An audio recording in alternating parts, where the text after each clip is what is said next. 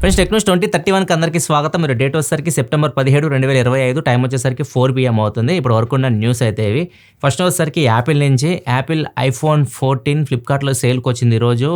39,999 same price వాళ్ళు ఏదైతే చెప్తున్నారో అదే ప్రైస్కి అయితే వస్తుంది.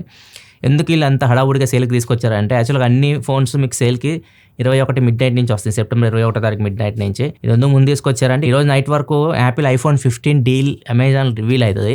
ఒకవేళ అది అట్రాక్టివ్ ఉందనుకోండి ఐఫోన్ 14 ఎవరు కొనరు, దానికోసం ఎదురు చూస్తారు ఐఫోన్ 15 కోసం. అందుకని చెప్పేసి వీళ్ళు ఐఫోన్ 14ని ఎర్లీగా సేల్కి తీసుకొని వచ్చేసారు.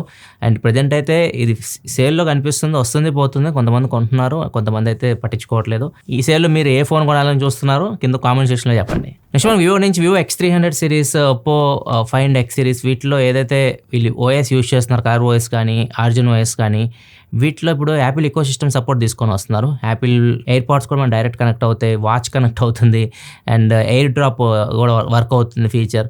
ఇట్లాంటి ఫీచర్స్ అని వీళ్ళు తీసుకొని వస్తున్నారు. యాపిల్ యాక్చువల్గా ఇట్లాంటివన్నీ అలో చేయదు. రీసెంట్గా హువావే కూడా తీసుకొని వచ్చింది ఇట్లాంటి 2 features. Apple like AirPods connect చేయడం కానీ, ఎయిర్ డ్రాప్ ఇట్లాంటి ఫీచర్స్ తీసుకొని వచ్చింది. కానీ వాటన్నిటిని యాపిల్ నెక్స్ట్ ఒక చిన్న అప్డేట్ ఇచ్చి క్యాన్సిల్ చేసేసింది, వాళ్ళకి యాక్సెస్ ఇవ్వకుండా. యాపిల్ అయితే ఒప్పుకోదు ఇట్లాంటి చేయడానికి. కాకపోతే వీళ్ళు నెక్స్ట్ ఓఎస్లో అయితే మాత్రం ఈ సపోర్ట్స్ అయితే తీసుకొని వస్తాం. మరి చూడాలి యాపిల్ వీటికి అలౌ చేస్తుందో లేదో. ఇంకో న్యూస్ ఏంటంటే రూమర్స్ ప్రకారం ఇండియాలో కూడా ఇప్పుడు వివో ఫోన్స్లో ఫన్ టచ్ ఓఎస్ ఉండదు మీకు. నెక్స్ట్ వచ్చే వివో ఫోన్స్లో ఫ్లాగ్షిప్ ఫోన్స్ అయితే X300 సిరీస్ ఉన్నాయో వాటిలో ఆరిజిన్ ఓఎస్ తీసుకురాబోతున్నట్టు రూమర్స్ అయితే వస్తున్నాయి. Next Google pixel phone use చేసే వాళ్ళు గుడ్ న్యూస్, ఫ్యూచర్లో మీరు కాల్ రికార్డ్ చేసుకోవచ్చు. ఇప్పుడు కాల్ రికార్డ్ చేయడానికి ఉండదు పిక్సెల్ ఫోన్స్లో, గూగుల్ ఫోన్ డైల్ యూస్ చేస్తూ ఉంటే. ఇప్పుడు బీటాలో కనిపిస్తుంది, మీరు మోర్ ఆప్షన్స్ ఉంటాయి కదా 3 డాట్స్, దాని మీద క్లిక్ చేస్తే కాల్ రికార్డింగ్ ఆప్షన్ అయితే కనిపిస్తుంది. మీరు కాల్ రికార్డ్ చేయొచ్చు. కాబట్టి అవతల వరకు అనౌన్స్మెంట్ అయితే ఖచ్చితంగా ఉంటుంది. అనౌన్స్మెంట్ చేసి కాల్ రికార్డ్ చేసుకోవచ్చు. నెక్స్ట్ నథింగ్ నుంచి నథింగ్ ఫండ్ రైజ్ చేస్తుంది. దగ్గర $200 million అయితే ఇప్పుడు నథింగ్ లో కొంతమంది ఇన్వెస్ట్ చేశారు. దీనిలో క్వాల్కామ్ కనిపిస్తుంది. జిరోదా కోఫౌండర్ ఉన్నారు కదా నిఖిల్ కామత్, ఇతను కూడా ఇన్వెస్ట్మెంట్ చేసినట్టయితే లిస్ట్ లో కనిపిస్తా ఉంది. ఇంకా కొన్ని కంపెనీస్ అయితే ఇన్వెస్ట్ చేసినాయి నథింగ్ లో. వీళ్ళు ఎందుకు ఇన్వెస్ట్ చేశారంటే ఇంకా వీళ్ళు పెంచడానికి, ప్రొడక్టివిటీని పెంచుతారంట.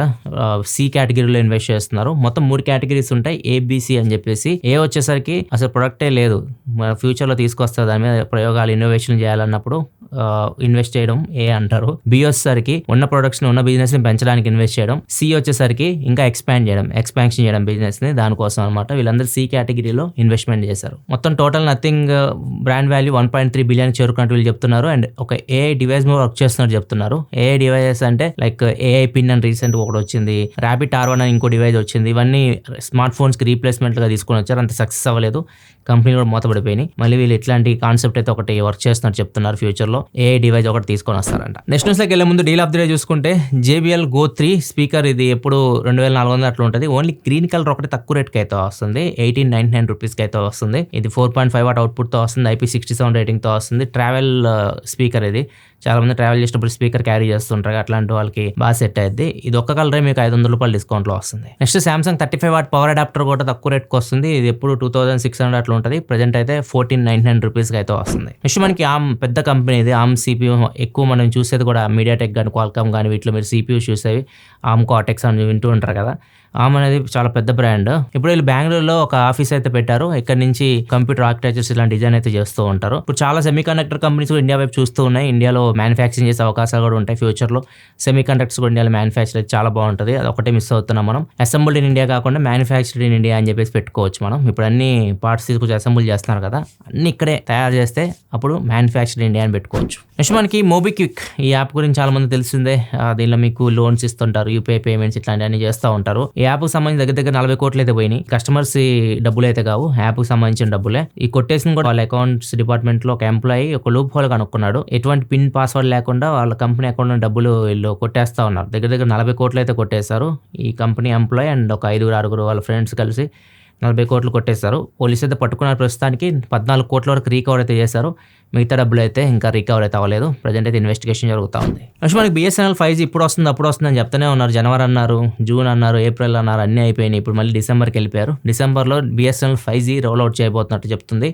BSNL 5G first Mumbai and Delhi ఈ ఏరియాస్లో తీసుకొని వస్తారంట. తర్వాత మిగతా సిటీస్కి తీసుకొని వస్తారు. చూడాలి మరి అసలు నిజంగా తీసుకొస్తారు లేదో. నెక్స్ట్ ఒకసారికి RBI నుంచి, RBI ఇప్పుడు ఫైనాన్సెస్ ఉంటారు కదా మనకి, ఫోన్లు EMI ఇట్లాంటి మీరు కొంటా ఉంటారు. బజాజ్ ఫైనాన్స్ అని చెప్పి, సామ్సంగ్ ఫైనాన్స్ అని చెప్పి ఇట్లా ఏ ఫైనాన్స్ తీసుకొని ఫోన్ కొంటుంటారు EMIస్లో. EMI కట్టకపోతే వీళ్ళు ఏం చేస్తారంటే ఫోన్ లాక్ చేసేస్తారు. మనం వాడే ఫోన్ని లాక్ చేస్తారు, మనం యూజ్ చేయడానికి ఉండదు. EMI మళ్ళీ కట్టిన తర్వాతే కొద్దిగా లేట్ అయినా కానీ లాక్ చేసేస్తారు. మళ్ళీ కట్టారనుకోండి అన్లాక్ చేస్తారు. ఇట్లా నడుస్తూ ఉంటుంది ఇది. ఇప్పుడు ఆర్బీఐ అందరికీ పర్మిషన్ ఇవ్వబోతుంది. అందరు ఫైనాన్సర్స్ ఎవరైతే ఫోన్లు ఈఎంఐలు తీసుకుంటుంటారో మీరు వాటిని మీరు ఈఎంఐ కట్టకపోతే లాక్ చేసే పర్మిషన్ అయితే ఆర్బీఐ తీసుకొని రాబోతుంది. నెక్స్ట్ న్యూస్లోకి వెళ్ళే ముందు కామెంట్ ఆఫ్ ది డే చూసుకుంటే అజయ్ అడుగుతున్నారు, it is worth to buy nothing phone 3 by exchanging nothing phone 1 for my sister uses very general reason for upgrading is worrying about software updates on nothing phone 1. Nothing phone 1 software updates అయితే రావు, అలా చెప్పేస్తారు. ఒకవేళ మీరు upgrade అవ్వాలి అనుకుంటే upgrade అవ్వచ్చు nothing phone 1 నుంచి nothing phone 3కి.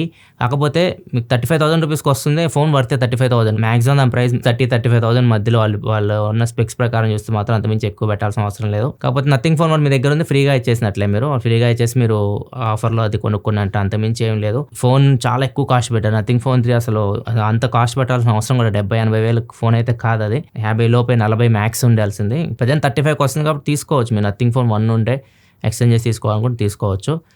అప్డేట్స్ దానికి వస్తే 5 years వరకు వస్తాయి. 5+7 అప్డేట్స్ నథింగ్ ఫోన్ 3కి వస్తాయి. నెక్స్ట్ మనకి టిక్టాక్ అమెరికాది మొత్తం ఇష్యూ మీకు తెలిసే ఉంటుంది. టిక్టాక్ అమెరికాలో ఉండాలంటే 50% దానిలోని షేర్ అమెరికా కంపెనీస్కి అమ్మేయాలి. ఇది డొనాల్డ్ ట్రంప్ పెట్టిన కండిషన్ వాళ్ళకి. దీన్ని ఇప్పుడు ఎక్స్టెండ్ చేశారు. డిసెంబర్ వరకు అయితే వీళ్ళకి టైం అయితే ఇచ్చారు. డీల్ అయితే ఇప్పుడు ఫైనలైజ్ అయిపోయింది. దగ్గర 80% స్టేక్ అయితే యూఎస్ కంపెనీస్ అయితే తీసేసుకున్నాయి. దీనిలో మెజారిటీ స్టేక్ తీసుకుంది లారీ ఎలిసన్. ఇతను ఒరాకిల్ సంబంధించిన అతను. మొత్తం రీసెంట్గా న్యూస్ ఏమైనా ఉంటారు. ఇతను ప్రజెంట్ ప్రపంచ కుబేరుడు. టాప్ ప్లేస్లో ఉన్నాడు. సెకండ్ ప్లేస్కి ఇలాన్ మస్క్ నెట్టేశారు. ఫస్ట్ ప్లేస్లో ప్రజెంట్ ఈయనే ఉన్నాడు. ఈయన ఎక్కువ స్టేక్ తీసుకున్నాడు. ఈయనతో పాటు సిల్వర్ లేక్, A16s వీళ్ళందరూ కలిసి దగ్గర 80% స్టేక్ అయితే టిక్టాక్లో హోల్డ్ చేస్తున్నారు. టిక్టాక్ పేరెంట్ కంపెనీ అయిన బైట్ డాన్స్ దగ్గర ఓన్లీ 20% స్టేక్ మాత్రమే ఉంది. ఇప్పుడు వీళ్ళు చెప్పేదాని ప్రకారం అయితే టిక్టాక్ అమెరికాకు సంబంధించి సపరేట్గా ఒక యాప్ తీసుకొని వస్తారంట. సేమ్ టిక్టాక్ లాగా ఉంటుంది, కాకపోతే సర్వర్స్ మొత్తం అక్కడే డేటా స్టోర్ చేయడం ఎవ్రీథింగ్ అక్కడే పెడతారనమాట. సేమ్ మీరు బీజిఎంఐ చూడొచ్చు. పబ్జీ ఉన్నప్పుడు మన బ్యాన్ అయింది కదా, ఇప్పుడు పబ్జీ సపరేట్ ఉంటుంది, బీజిఎంఐ సపరేట్ ఉంటుంది. బీజిఎంఐ సర్వర్స్ కానీ డేటా కానీ ఇక్కడే స్టోర్ అవుతూ ఉంటాయి. పబ్జీ అనేది గ్లోబల్ అనమాట, బీజిఎంఐ ఇండియాకి. అట్లాగా టిక్టాక్ యూఎస్ సపరేట్ ఉంటుంది, గ్లోబల్గా సపరేట్ ఉంటుంది. నెక్స్ట్ ఒకసారి పాకిస్తాన్ చెందిన 22 మంది జపాన్కి అయితే వెళ్ళారు.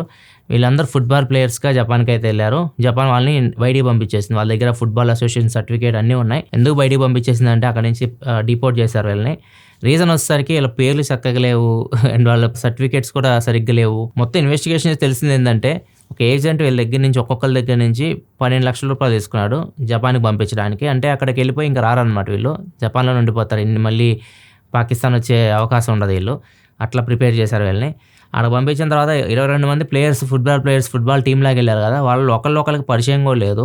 ఒకరికి సంబంధం, ఒకరి పేర్లు ఒకరికి తెలియదు, అట్లా ఉన్నారు వాళ్ళు. వాళ్ళకి ఫుట్బాల్ అసోసియేషన్ సర్టిఫికేట్ కూడా ఉంది, పాకిస్తాన్ ఫుట్బాల్ అసోసియేషన్ సర్టిఫికేట్ కూడా ఇప్పించి పంపించారు. మొత్తానికి వాళ్ళైతే పట్టుకున్నారు, జపాన్ వాళ్ళని పట్టుకొని మళ్ళీ పాకిస్తాన్కి అయితే పంపించేశారు. ఇదేమైనా వరకు న్యూస్ అయితే ఎపిసోడ్ మీకు నచ్చింది అనుకుంటున్నాను. ఈరోజు iPhone 16 Pro Max రివ్యూ అయితే పోస్ట్ చేస్తాను. ఒకవేళ iPhone 16 Pro Max ఈ సేల్లో కొనాలనుకుంటే మాత్రం మీ వీడియో చెక్ చేయండి. వీడియో నచ్చితే లైక్ చేయండి. మళ్ళీ మనం నెక్స్ట్ వీడియో కదా, అప్పటివరకు సెలవు, బాయ్.